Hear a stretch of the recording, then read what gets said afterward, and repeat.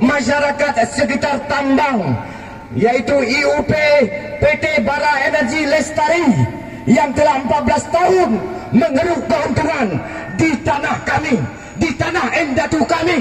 Puluhan bahkan ratusan miliar telah mereka peroleh labanya dari sini.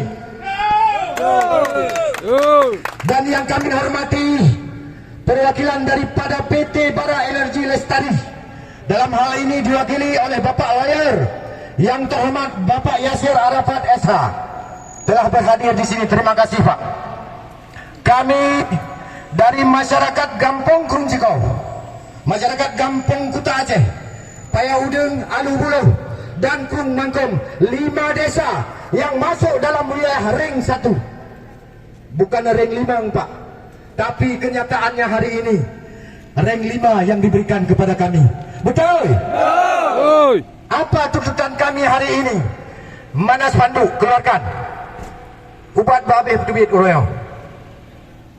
Beberapa bulan yang lalu kami dari masyarakat menyampaikan mosi tidak percaya kepada manajemen PT BEL, yaitu kepimpinan direktur utama di Jakarta.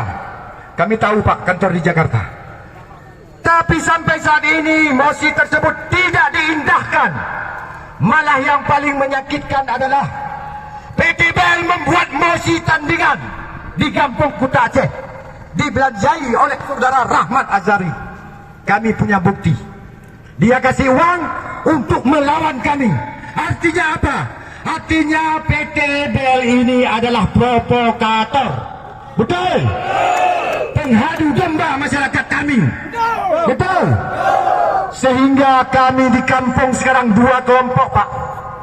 2 kelompok, 1 pendukung BEL karena perutnya sudah penuh. Itu jelas. Itu yang melakukan mosi tandingan itu pengkhianat kampung kami. Betul? Saya ngomong bertanggung jawab.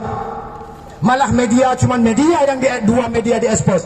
Tapi 2 hari kemudian diekspos oleh salah sebuah stasiun TV nasional karena sudah dibayar oleh PT BEL. Kami tahu itu. Tapi kegiatan kami hari ini murni dari masyarakat. Tidak ada yang provokasi. Saya sebagai koordinator tidak punya kepentingan pribadi di sini Pak.